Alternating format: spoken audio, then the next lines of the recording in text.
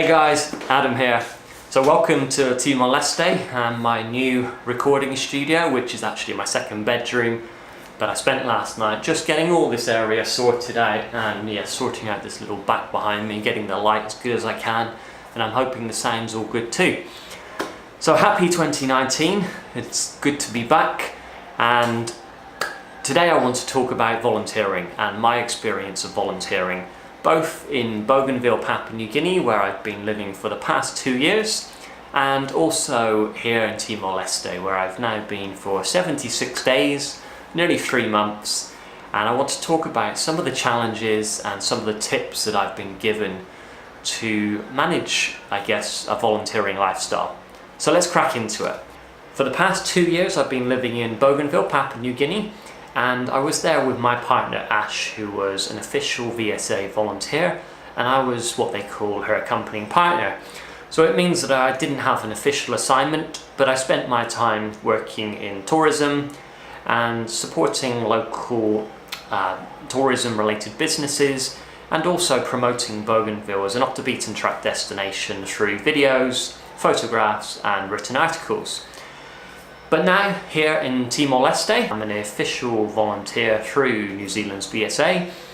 I'm working in tourism once again as a tourism business and marketing mentor for a small adventure tour company. So first things first, one of my big learnings that I took in hindsight from being in Bougainville and Papua New Guinea for the past 2 years was not to spend too much time trying to imagine what your life will look like in this new destination, with this new role and with this new lifestyle. Personally, for me, that was something that whilst I was back in Wellington, New Zealand, and I knew I was going to Bougainville, I spent way too much time trying to imagine my life as it was then, of working as a planning specialist, drinking coffees, playing lots of football and lots of exercise, and having this group of friends. And I was trying to imagine that life moved into a completely different environment, and obviously that's impossible, and in hindsight that's very obvious when you say it. You're never going to take this life and plonk it there and continue. But for me, that was something that I spent too much time doing, and I do not recommend doing that. Obviously it's good to have little ideas of what your life will look like, but don't put too much time and energy into it. Use your time in a more productive manner. So next up, I would say, when you get to your new destination, don't be too harsh on yourself and give it time. Give yourself time to adapt to the new environment. One of the biggest challenges, I'm guessing for most volunteers, including myself, is that initial unsettling period. So you get to a place and you're very excited to get to a place, but then you move into your home and you're no longer doing all those routines and habits that you did over here that you really enjoyed. You don't have the friends that you had over here as well that were just easy to catch up for coffees and drinks and socialise. And now you're over here and you're kind of on your lonesome for a while until you make those new friends and those new connections. And that can be challenging, and that's very unsettling. And I'm guessing it's very normal for most people to go through this unsettling period. Everything's changed. The environment's changed, your work's changed, your home's changed, your friends have changed, your eating habits have changed, your exercise habits have changed. Everything you could possibly think has changed, and it takes time to get over that unsettling period. Now, obviously there's no kind of set period. Some people in a couple of weeks will be straight into it. Some people it will take longer, 3 to 4 months, 6 months. Some people will never adjust. But I think, giving it time and finding those things that you do enjoy, thinking about, okay, what do I enjoy? What exercise do I enjoy? Can I do it here? And start to slowly implement those practices. For me, videoing and making video content and being a content creator is something that I really enjoy. So it's something that I've brought with me, and I've organised this bedroom, second bedroom, into a filming studio where I can talk to you guys and I can film and be creative. So that really helps me feel settled here in Timor-Leste. So spend a bit of time thinking about the things you want to do and start to slowly implement them. And one of the things I set for myself was a challenge to go out every single day. Now you think, okay, that doesn't sound that challenging to go out once a day. But for me, I didn't have the official assignment, I didn't have a workplace to go to, and I didn't have those colleagues and a set group of friends to call upon. So to push myself to go out every single day meant that I was wandering around the community. People would come up and talk to me and find out where was I from, what was I doing here. And I got to know people in the community, they got to know me and see this guy wandering around the marketplace, the supermarkets, or just riding my bike around town, taking my camera out, shooting videos, shooting photographs. And yeah, that was something that really helped out every single day. So I recommend trying that too. But like I say, don't be too harsh on yourself, give it time. Now something that I'm personally a big advocate of is getting out on mini adventures, whether it's a couple of hours or a day trip or a multi-day road trip.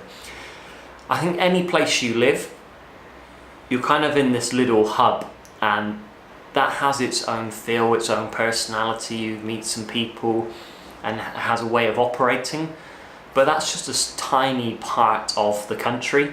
And it's not until you really get out and you go on these little trips and you see the different cultures, the different environments of the entire country, and it gives you a much better perspective. So personally, I like to get out on as many trips as I can, whether that's cycling, going on hikes or road trips. So just recently we went on a road trip with a small flight, which was the smallest flight I've ever been on in terms of the plane, which was a 3-passenger plane, a 45-minute flight from here in Dili to Barak, and then we met some volunteering friends in Barak and went on a road trip over Christmas. We went to Jacko Island, which is one of the places that most visitors to Timor-Leste want to go and visit. Bit of a kind of tropical island, white beach, turquoise ocean. But it gives you a much better feeling for the country, and it's all about adventures, isn't it? So you get to meet great people, you have good times, you get lots of good videos, lots of good photos, and for me that's all part of the volunteering experience, is that you get out, you get to meet all these people, and you have all these crazy exciting experiences. So definitely try and get out as much as you can. We did that a lot in Bougainville, got out on a lot of adventures, whether it was a small trip to a waterfall or a big trip hiking up a mountain for 3 or 4 days to a volcanic crater lake. It's all good. Get out and about, see as much as you can. Now next up is something that I often struggle with, but it's learning a new language. In Bougainville I had lessons for maybe 6 or 7 weeks, just once a week, where I was learning the local language of Tok-Pisin. Now I got to a level where I could have a very basic conversation. I could say who I was, what I was doing, where I was going, where I was from, and that helped massively. People really appreciated that you put an effort in to talk their local language. Now, as many of you might know, in Papua New Guinea they have over 800 languages. But again, here in Timor-Leste, my first 4 weeks were spent every morning going to language school and learning the local language of Tetin. And again, I've got to a level now where I can have a basic conversation with people, and they really do appreciate that. And so that would be my recommendation, is put a little bit of time and effort, either before you go to your destination or once you're at your destination, to learn some of the local language. It makes a huge difference. And for me, I think there's definitely a couple of personality traits which I believe help towards a successful volunteering assignment. The first is to be able to adapt to change. It's inevitable that there's going to be lots of change involved with volunteering, and especially the type of volunteering that I've been doing overseas. Everything changes, so your house changes, the country you're living in changes, your friends and your colleagues change, your eating habits change, your exercise routines change. It's all change. Embrace the change and also incorporate the things that you enjoy into those changes to make it a little more bearable whilst it's kind of going through that unsettling period, which again is kind of inevitable that with all that change you're going to feel a little bit unsettled. So bring in some of those things that you enjoy, whether it's food or exercise or whatever it is, bring those into that unsettling period, and I think that definitely helps to ease that period of time. And I would say the next personality trait is maybe being a good listener. If you can go into an assignment and listen and watch and observe, that I think sets a very good start to the assignment, and I think people appreciate that approach. So you're not coming in all guns blazing looking to change everything about a person or an organisation, whatever it may be. You come in and you build relationships, you build those connections, you build that trust, and you assess and observe, and then you can kind of pick areas where you can maybe develop, whether it's capability or capacity or processes, procedures, no matter what it might be you're working on. I think it's key to come in, like I say, just nice and easy, take time and assess, observe, and then look at how you could best add value. Now obviously volunteering won't be for everyone, but if you've ever considered volunteering, I would definitely pursue it. For me, I never considered it, and yet 2.5 years later I'm still volunteering and absolutely loving the experience.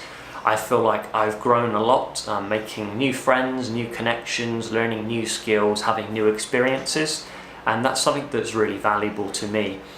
So I think, if you have considered it, then look into it, and if you're from New Zealand, check out VSA. I definitely recommend checking out their website. Lots of fascinating roles in lots of really interesting countries. And if you haven't thought about it, you're probably not watching this video. So it wasn't something that was ever on a checklist of mine or a to-do list, but it was something that my partner Ash was very keen on doing, and she'd been very keen for a number of years. We had friends that went off volunteering. They came back with incredible stories and were very passionate about it. That was all good, sounded fantastic, but again, never saw myself doing it. Until one day, 2.5 years ago, Ash applied, after a conversation of course, for a role in Bougainville, Papua New Guinea. I applied as her accompanying partner, and we went through the process and we got accepted. And then a few months later we were flying to Bougainville, and that was the start of what has been the last 2.5 years, and it's been pretty life-changing for myself and for Ash also, and something that we've never really kind of looked back on. It's just been a fantastic experience. However, that's not to say there aren't challenges, and today I wanted to share some of those challenges with you that I've been through and I know other people have been through also. So I hope you find it interesting to learn a little bit of the background, how I got into volunteering, and some of the tips as well that I've picked up or that people have given me over the years to, I guess, adjust to the lifestyle that is volunteering. If you enjoyed it, hit the like button, really appreciate it. Ask any comments or questions you like just down below. Hit subscribe if you haven't already, and I'll see you in the next video. Cheers guys.